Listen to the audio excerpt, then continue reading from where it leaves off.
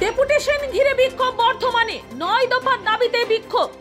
Barricade ভেঙে ফেলে SFI পূর্ব বর্ধমান জেলা কমিটি। মঙ্গলবার ভারতের ছাত্র ফেডারেশনের এসএফআই পূর্ব বর্ধমান জেলা শাখার পক্ষ থেকে 9 দফার দাবি নিয়ে ডেপুটেশন কর্মসূচি পালন করা হয়। জেলা শাসক অফিসে ডেপুটেশন দেওয়ার কথা থাকলেও তার অনুপস্থিতিতে এডিএম এর হাতে ডেপুটেশন তুলে দেওয়া হয়।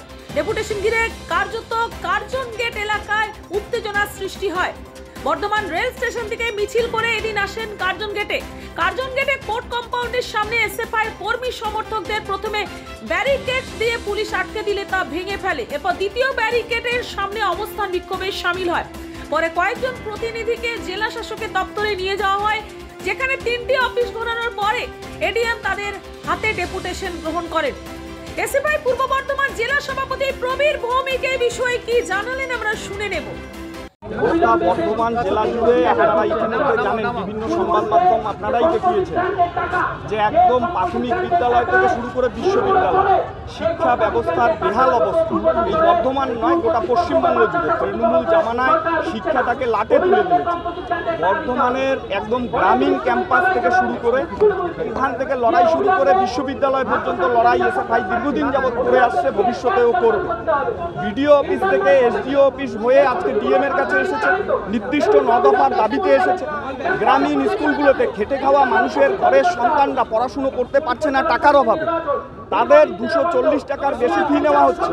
আজকে 7-8 বছর ধরে ছাত্র সংসদ নির্বাচন বন্ধ, কলেজগুলোতে গণতান্ত্রিক পরিবেশ নেই। এই গণতান্ত্রিক পরিবেশ না থাকার কারণে তিলোত্তমার মতো ঘটনা ঘটছে। এই সমস্ত বিষয়ের উপর দাঁড়িয়ে আমরা আজকে এখানে এসেছি ডিএমকে এই জেলার যা সংক্রান্ত ছাত্রছাত্রীদের সমস্যা, সেই সমস্যার কথাগুলো আমরা তুলে ধরবার জন্য ডিএম এর কাছে এসেছি। এসএফআই এর দাবি না মানা হলে এসএফআই রাস্তার দাবি রাস্তায় লড়াই করে নিবে, রাস্তায় হাসিল করতে এসএফআই জানে। আপনারা জানেন এসএফআই এর ডাকে গতকালকে বিকাশ ভবন অভিযান হয়েছে। এসএফআই কথা দিলে কথা রাখে, ছাত্রছাত্রীদের কথা দিয়েছে যে তাদের যা সমস্যা আছে সেই কথাগুলো ডিএম এর কাছে তুলে ধরবে। রাজ্যের ছাত্রছাত্রীর কাছে কথা দিয়েছিল যে আমরা শিক্ষামন্ত্রীর কাজ অবধি পৌঁছবো। শিক্ষামন্ত্রীর কাজ অবধি পৌঁছানোর ক্ষেত্রে আমরা ছাত্রছাত্রীদের কাছ থেকে 10টা প্রশ্নের উত্তর চেয়েছি। শিক্ষামন্ত্রীকে 10-এ ছাত্রছাত্রীরা 0 দিয়েছে, সেই 0-এর মার্কশিট শিক্ষামন্ত্রীকে দিয়ে আসা হয়েছে।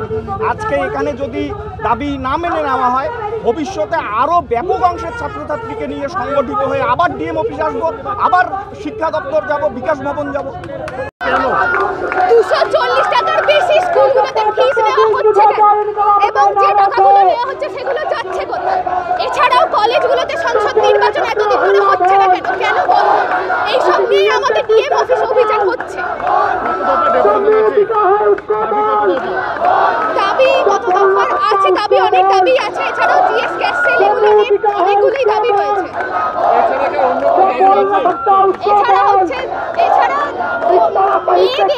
দিন যে মেয়েরা, সেই মেয়েদের বিবাহ মানে বাল্য বিবাহের সংখ্যা বাড়ছে, সেটা নিয়ে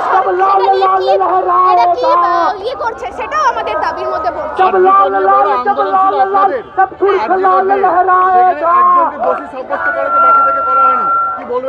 এটা কিছু বলার নেই, এটা তো পুরোপুরি বোঝা যাচ্ছে মোদি দিদির চক্রান্ত, এছাড়া আর কিছুই না। এতদিন ধরে এত মামলা চললে, এত কিছু হলো, আসল দোষীকে ধরা গেল না, একজনকে শিখণ্ডি খাড়া করা হলো এবং তাকেই দোষী হিসেবে সাব্যস্ত করা হলো। পূর্ব বর্ধমান থেকে পাবাই সরকারি রিপোর্ট, নূতন ভোর।